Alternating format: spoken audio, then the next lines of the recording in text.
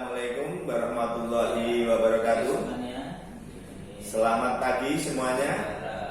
Saat ini masuk jam ketiga ya, dalam pembelajaran online, di mana Semagas satu-satunya ya, sekolah yang telah mendahului menggunakan aplikasi LMS ya.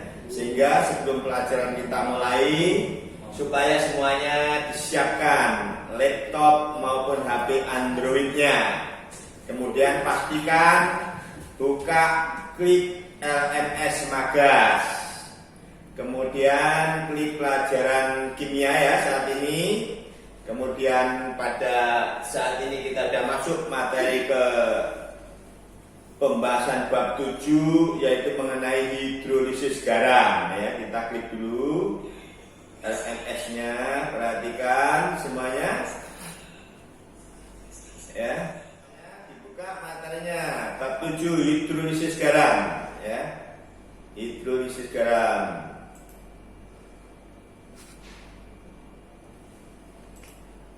Ya, ini hidrolisis garam. Ya. Jadi semuanya ya, walaupun ini sudah materi dalam bentuk PDF, sudah saya transfer pada kalian ya di laptop HP Anda, sehingga walaupun dalam keadaan kita belajarnya online, tidak tatap muka, tapi hakikatnya saya bisa mengajar kalian langsung masuk ke kamar kalian ya. Cukup Anda buka HP atau laptop Anda ya, saya akan muncul di hadapan Anda untuk menjelaskan ya. Untuk hidrolisis garam ya, kita bahas pengertiannya ya. Hidrolisis garam itu artinya apa? Yaitu reaksi terurainya garam dalam air ya, dalam air. Tapi tidak semua garam itu bisa terurai, bisa terhidrolisis. Sehingga kita yang harus kita pahami, garam-garam mana saja yang bisa mengalami hidrolisis dengan air atau reaksi dengan air ya. Di mana garam itu terbentuk antara reaksi asam dengan garam. Di mana kalau senyawa asam direaksikan dengan garam ya, asam direaksikan dengan basa, maka hasilnya garam plus air. Jikalau garam itu terbentuk antara reaksi basa kuat dengan asam kuat, maka garam yang terbentuk akan menghasilkan ion, di mana baik ion dalam bentuk ion positif atau kation maupun ion negatif yang berbentuk anion, ini tidak bisa bereaksi dengan air, tidak bisa diuraikan dengan air. Sehingga apa? Karena baik ion positif maupun ion negatif ini tidak bereaksi dengan air, maka garam yang terbentuk dari asam kuat maupun basa kuat tidak mengalami hidrolisis. Dan reaksinya biasa disebut dengan reaksi netralisasi, yaitu dengan pH sama dengan 7. Kemudian garam dari asam lemah dan basa kuat berarti nanti membentuk garam ya, di mana ion yang lemah berasal dari asam lemah dan ion yang kuat berasal dari basa kuat. Sehingga apa? Ion yang lemah inilah yang bisa mengalami reaksi dengan air atau mengalami hidrolisis. Dengan reaksi contohnya misalkan natrium asetat CH3COH itu kalau terurai di dalam air akan terurai menjadi ion CH3CO- plus Na+. CH3CO- ini berasal dari asam cuka, merupakan asam lemah. Sementara Na+ itu berasal dari NaOH, merupakan basa kuat. Sehingga asam lemah ini CH3CO- inilah yang akan bereaksi dengan air membentuk asam lemah semula ya. CH3CO- plus H2O membentuk CH3COOH. CH3COOH itu disebut asam asetat atau asam cuka ya. Kalau di warung-warung bakso atau warung soto, ini sebagai digunakan untuk pengganti jeruk nipis, ya, yang encer, ya, 0,0 sekian, 0,1%, supaya tidak bahaya, itu diteteskan, maka ini pengganti sebagai jeruk pecel yang Jawa ini. Dan plus ohamin. Di sini ada ion ohamin, berarti apa? Larutannya dalam suasana basa. Basa dari mana? Kok larutannya garam ini bersifat basa? Karena basanya dari basa kuat, asamnya asam lemah, dan yang kuat inilah yang dominan membentuk suasana larutannya. Sehingga Na plus dari basa kuat dengan air tidak bereaksi, tidak terurai atau tidak terhidrolisis. Karena menghasilkan ion ohamin, larutan bersifat basa, ya, maka di sini ohaminnya bisa kita hitung, di mana asam lemah itu mempunyai namanya apa? Reaksi ionisasi asam lemah atau Ka, ya, di sini. Kemudian ini tetapan air, ionisasi air, sehingga OH sama dengan akar kali per Ka kali molaritas garam dikalikan I, ya, di mana I ini merupakan asam konjugasi, ya, dari ini CH3COH ini. Kalau dipasang dengan NaOH, maka CH3CO-nya menghasilkan satu buah I-nya nanti satu. Atau, ya, konsentrasi ion ohaminnya itu sama dengan KH, itu tetapan hidrolisis kali molaritas garam kali I. Di mana tetapan hidrolisis ini sama dengan kW per Ka. Kalau konsentrasi ion ohamin ini bisa kita cari, maka untuk mencari pH-nya terlebih dahulu kita hitung nilai pOH-nya. pOH sama dengan min log konsentrasi ohamin. Setelah pOH ketemu baru menghitung pH sama dengan 14 min pOH.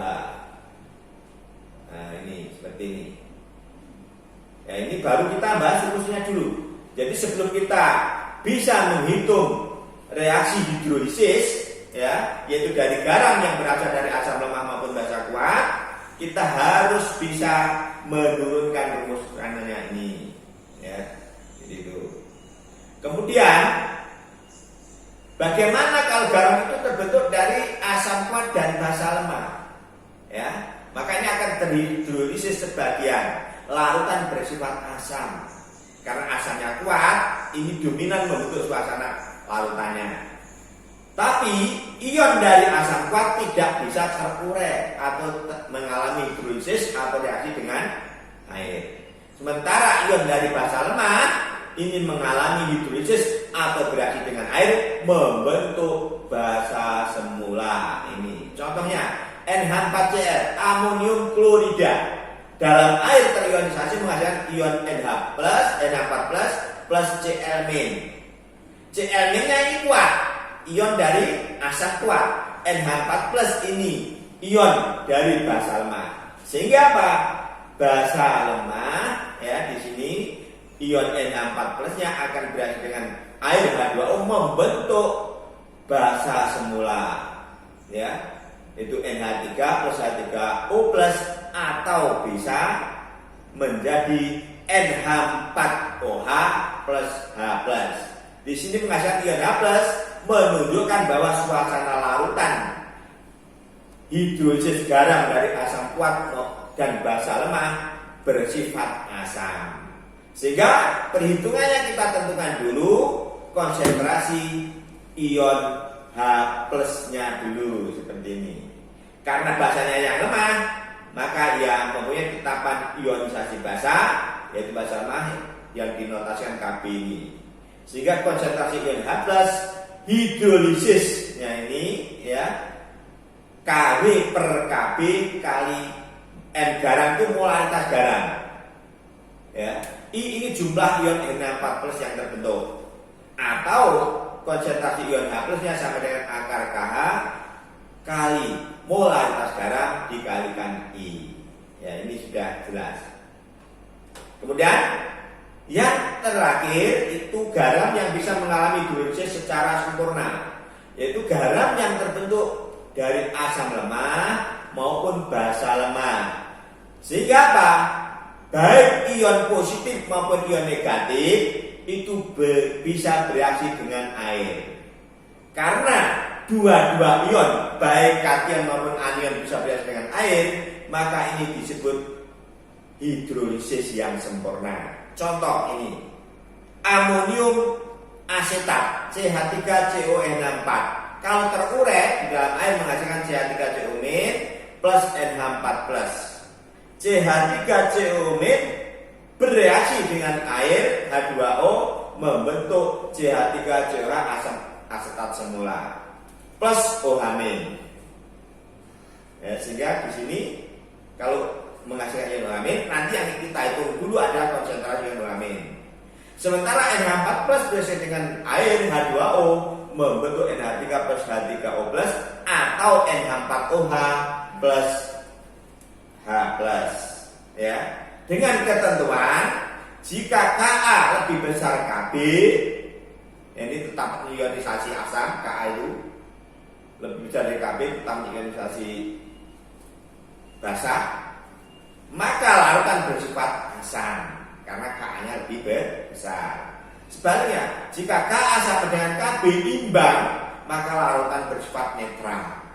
Nah, kalau netral berarti pH-nya sama dengan 7. Tapi kalau Kb lebih besar daripada Ka, maka larutan bersifat basa. Nah, ini. Nah, rumusannya seperti ini. Kita bisa menghitung karena baik kation maupun anion bisa mengalami hidrolisis. Kita bisa menghitung berdasarkan jumlah ion H+ maupun berdasarkan ion OH-. Berdasarkan ion H+, ya. Berarti di sini konsentrasi H+ sama dengan Kw dikalikan Ka per Kb. Kalau berdasarkan konsentrasi OH-, ya, maka sama dengan Kw per Kb kali Ka. Kalau nanti dalam bentuk soal sudah diketahui, maka kita masukkan sesuai dengan data yang diketahui, baru kita bisa mengadakan perhitungan lebih lanjut. Jadi untuk pertemuan ini, saat ini kita membahas teori, menjelaskan tentang rumus, maka pertemuan yang akan datang nanti kita membahas bagaimana membahas soal-soal hidrolisis ini dengan mudah, dengan cepat, ya, sehingga kita tidak menganggap bahwa kimia itu sulit, ya. Mungkin pertemuan saat ini kita akhir sampai di sini, ya, semuanya supaya nanti tetap, ya, semua dirangkum, kemudian setelah dirangkum dibaca berulang-ulang, ya. Satu kali nggak paham dibaca 2 kali, 2 kali diulang, 3 kali, 4 kali, sampai 5 kali. Kalau berkali-kali nggak paham itu namanya takdir, ya. Anda harus sabar dengan takdir Anda masing-masing. Ada kurang lebihnya, kita mohon maaf yang sebesar-besarnya. Tetap semangat belajar, ya, kimia selalu ada di hati. Kalau tidak semangat belajar kimia, ingat gurunya yang selalu tersenyum pada Anda akan menambah motivasi belajar Anda. Sekian, Assalamualaikum warahmatullahi wabarakatuh.